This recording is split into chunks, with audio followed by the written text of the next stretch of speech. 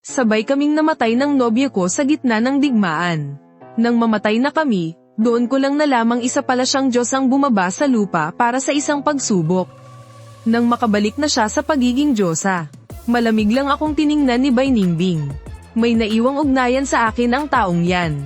Dalhin niyo na rin siya sa kalangitan.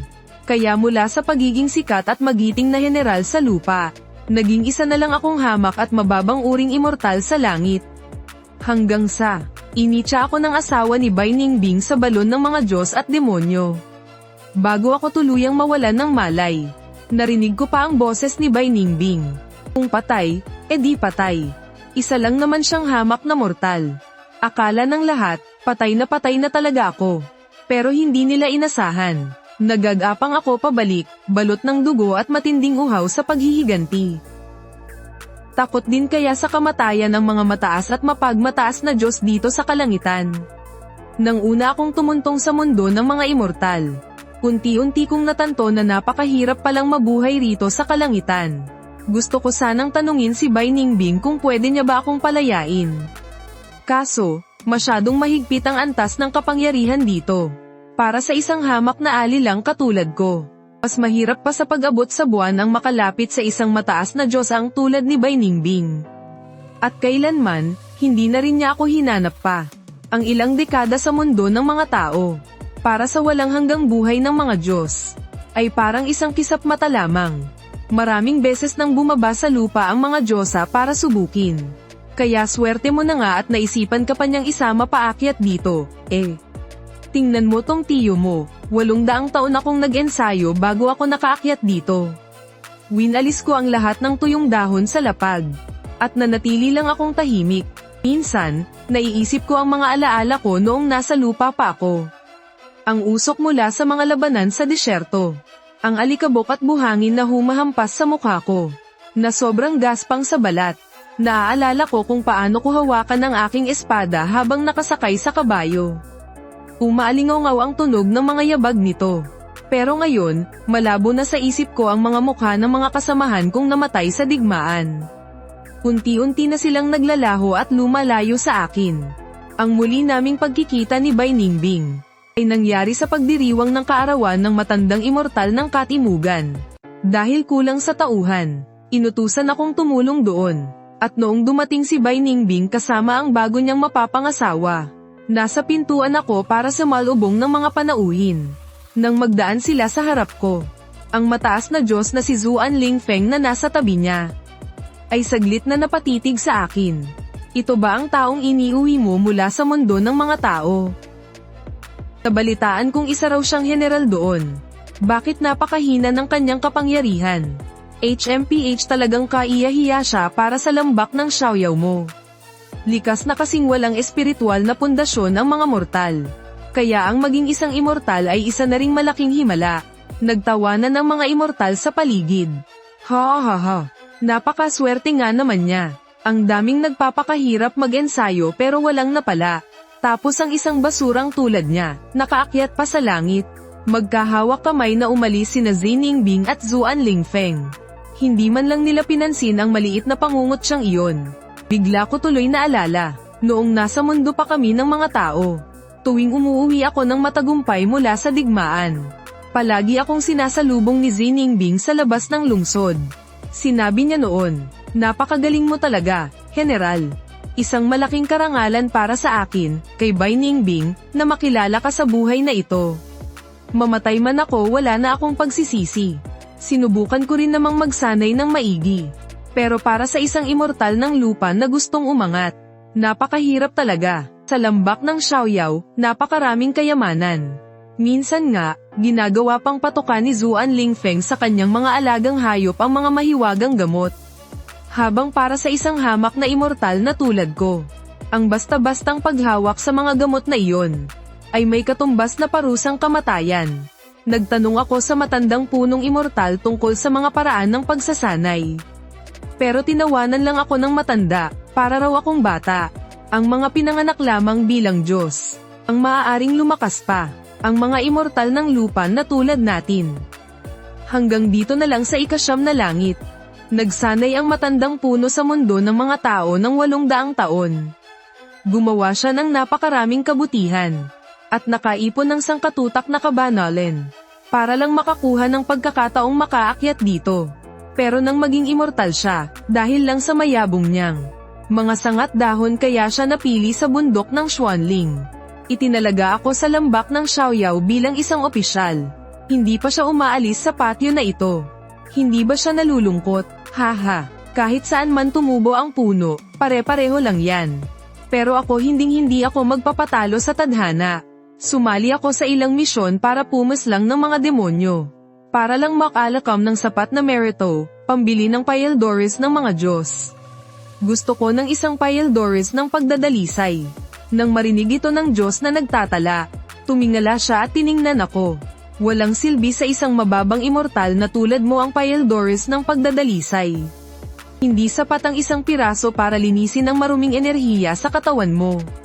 Mas mabuti pang palitan mo na lang ng Paeldores na pampahaba ng buhay. Gusto ko pa rin ang Paeldores ng pagdadalisay. Naghahanap ka lang ng sarili mong kamatayan. Humiling na lang siya, tumalikod, kumuha ng isang Paeldores ng pagdadalisay, at iniabot sa akin. Mahigpit kong hinawakan ang Paeldores sa aking kamay. Kakaiba ang naging kapayapaan sa puso ko. Kung hinahanap ko ba ang sarili kong kamatayan hindi ko alam. Ang alam ko lang, ang general ng dakilang Joe na si Lu Baiken ay hindi mabubuhay sa kaduwagan. Sayang nga lang dahil sa huli, hindi ko rin nakain ang Paeldores na ito. Kakarating ko lang noon sa lambak ng Xiaoyao. Nang may isang puting espiritong ibon ang mabilis na lumipad sa harapan ko.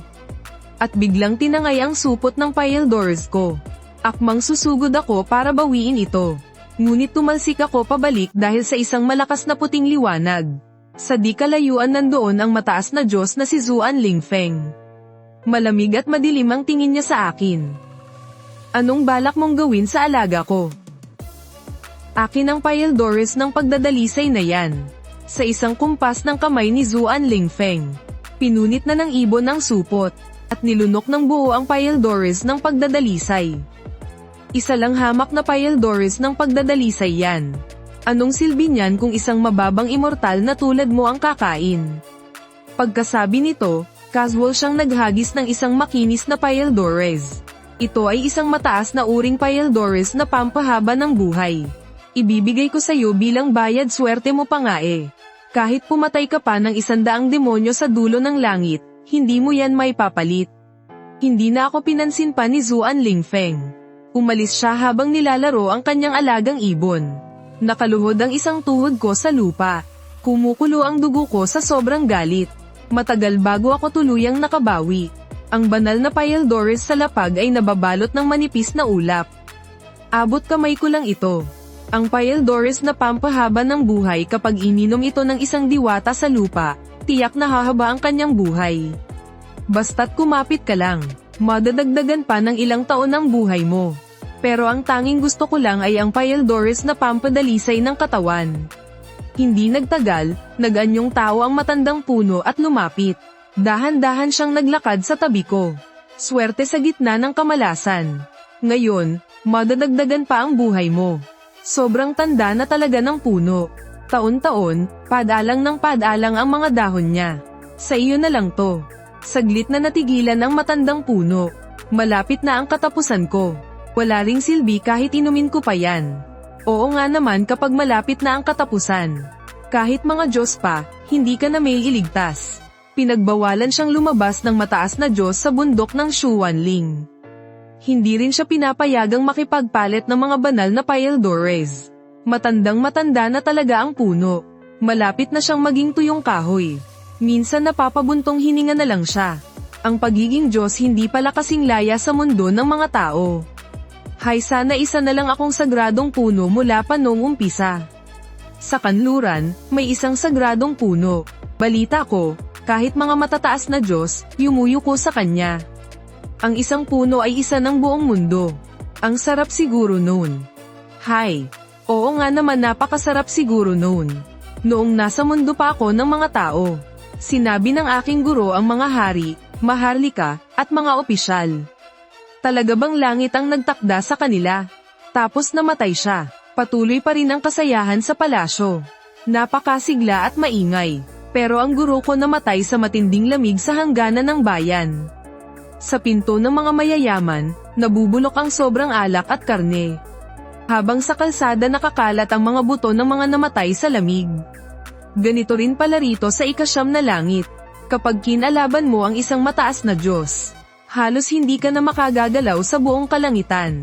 Hindi na nga niya kailangang dumihan ang sarili niyang mga kamay. Dahil sa bawat sulok, may pipigil at pipigil sa akin. Tuwing may nililinis akong patio, palagi na lang may nangyayaring masama. Sa pagsusulit ng mga mababang immortal, hindi na ako kailanman nakakuha ng parangal. Nang magtaboy ng mga demonyo sa dulo ng langit, ipinadala rin ako sa pinakamapanganib pero pinakawalang silbing pwesto. Pagsapit ng gabi, habang tinatahak ng Diyos ng buwan ang kalangitan gamit ang kanyang karwahe. Lihim akong iniahon ng matandang puno mula sa lawa. Tumatagos sa buto ang lamig ng lawa. At hindi na ito kinaya ng aking kapangyarihan. Namumutla ang mukha ko sa sobrang ginaw. Kung hindi lang gabi ngayon, hindi rin kita susubukang iligtas. Hindi mo ba pwedeng tiisin na lang muna?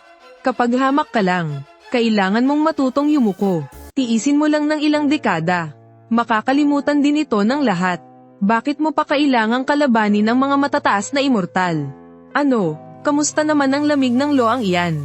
Sinuri ako ng matandang puno, at napabuntong hininga. Pumasok na sa buto mo ang lamig.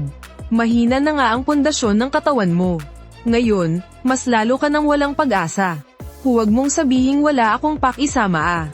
Pilit na ibinuka ng matandang puno ang bibig ko. At isinubo sa akin ang isang Paeldores ng pagdalisay. Iyan na ang kaisa-isang Paeldores ko. Kahit paano, makakatulong iyan para maalis ang lamig sa katawan mo. Tumingala ako sa kalangitan. Tahimik at walang imik. May isa pa kasing Paeldores ng pagdalisay na nakatago sa aking silid. Taglay nito ang mahinang presensya ng Diyos ang si Bai Ningbing. Naaalala pa pala niya ako. Nakakatawa lang isipin. Lihim siyang nag-iwan ng Paeldores. Pero sinadya namang iwan ang presensya niya. Gagawa na nga ng mabuti ng patago. Gusto ba niyang patuloy akong tumano ng utang na loob? Lumabas ka na dyan. Alam kong hindi ka pa umaalis, mahal na Diyosa.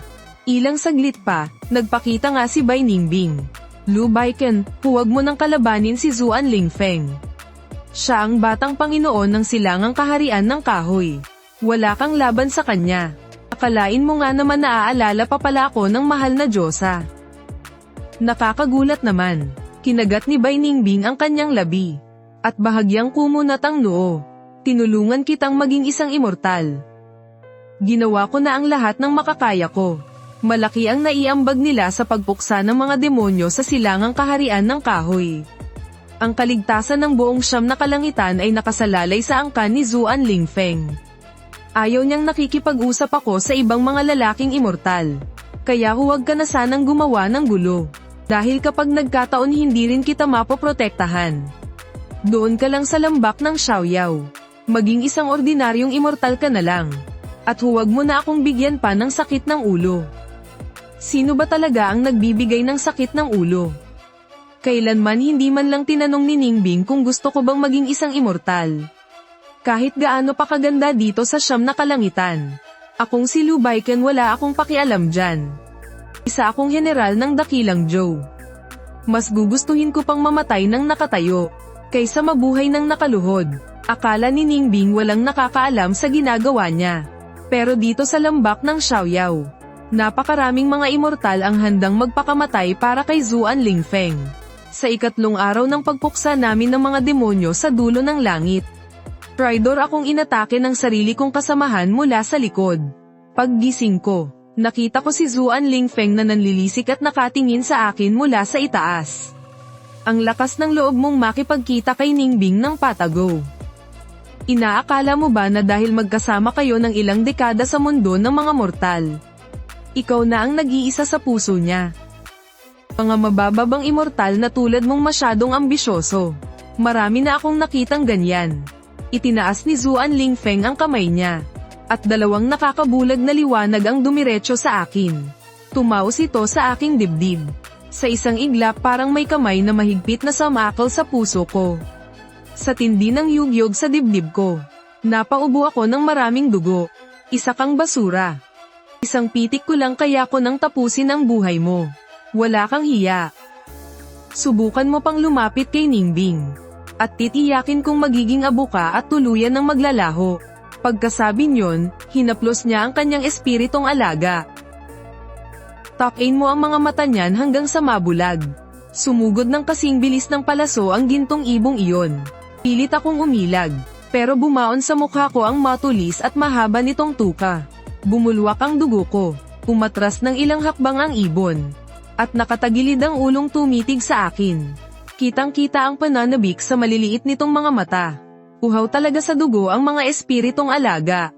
At likas na malulupit, kaya mas lalo itong nasabik nang makita ang dugo sa mukha ko. Sinugod nito ako ng walang habas. Natawa naman ng mahina si Zuan Lingfeng habang nanonood sa gilid. Kilin. Punit-punitin mo ang mga laman sa katawan niyan. Dadagdagan ko ang hapunan mo mamaya. Pilit kong sinasangga ang mga atake nito kaliwat kanan. At hirap na hirap akong umiwas. Mahal na Diyos. Parating na po ang Diyos ang si Ziningbing. Bakas ang matinding talam at lupit sa mga mata ni Zuan Lingfeng. Tama na. Tumigil ka na, Kilin. Mamaya sabihin ninyong sinugod ng hamak na immortal na ito si Kilin dahil sa personal na galit. Kaya napilitang gumanti si Kilin. Maliwanag ba? Opo, opo. Ganyan nga ang sasabihin natin sa Diyosa. Sinugod niya ang alaga ng mahal na Diyos, kaya nararapat lang sa kanya ang masugatan. Kahit ang Diyosa ay hindi siya maipagtatanggol. Ihulog iyan sa malamig na lawa upang doon pagbayaran ang kanyang kasalanan. Sabi noon ng aking guro, kung may isang mas makapangyarihan sa iyo na nagsabing may ginawa kang mali, mas mabuting ginawa mo nga talaga iyon. Diniinan ko ang kagat sa aking labi. Mahal na Diyos, aaminin ko na po ang pagkakamali ko. Ngayon aamin ka. Huli na ang lahat. Pilit akong tumayo habang nanginginig. Hindi ko na po iyon uulitin. Mahal na Diyos, mayroon po akong dala na galing sa Diyos ang si Ziningbing. Ang batong jade na naiwan niya noon sa mundo ng mga mortal.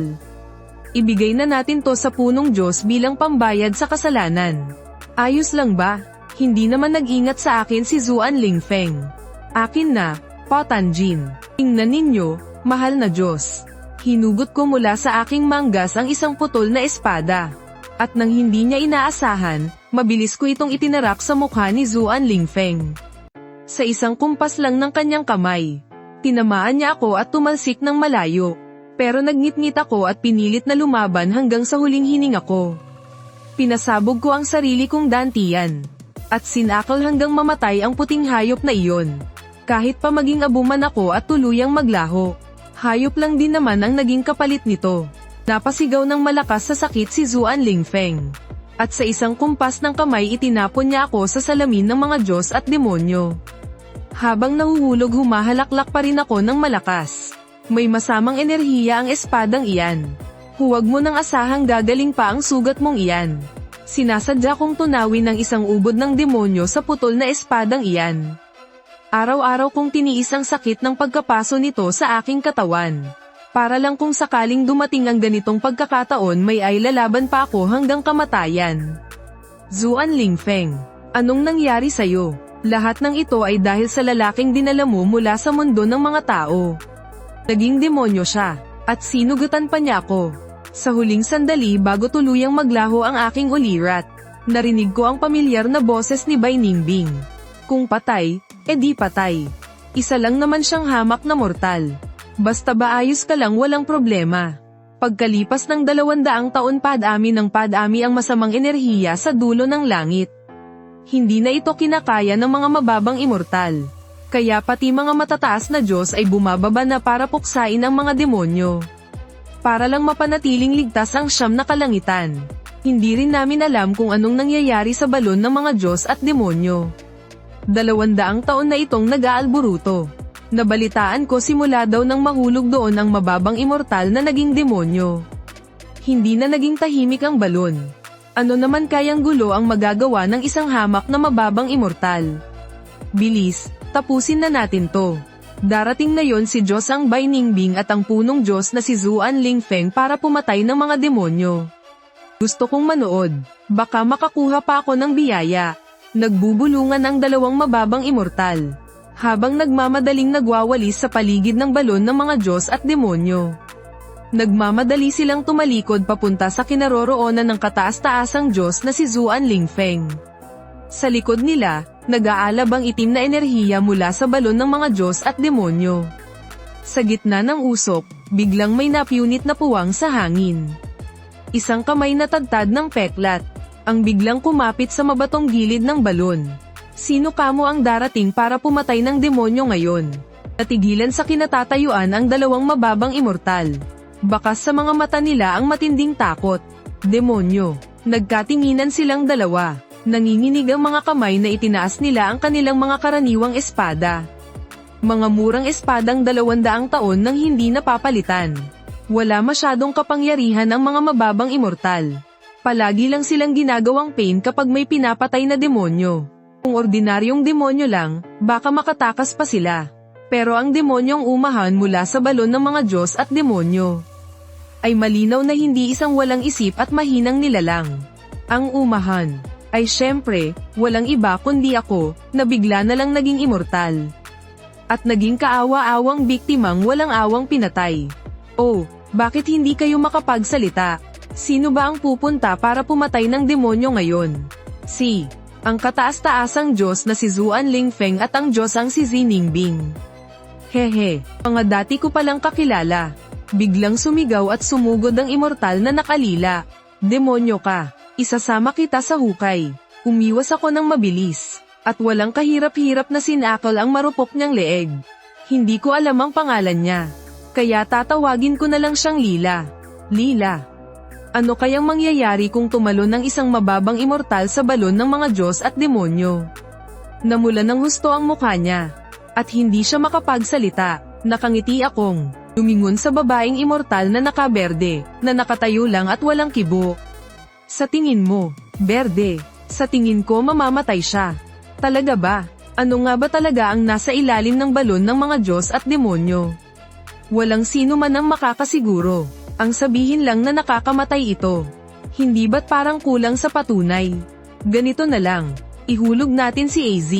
Tingnan natin kung mamatay nga siya. Nanigas sa kinatatayuan si Alo.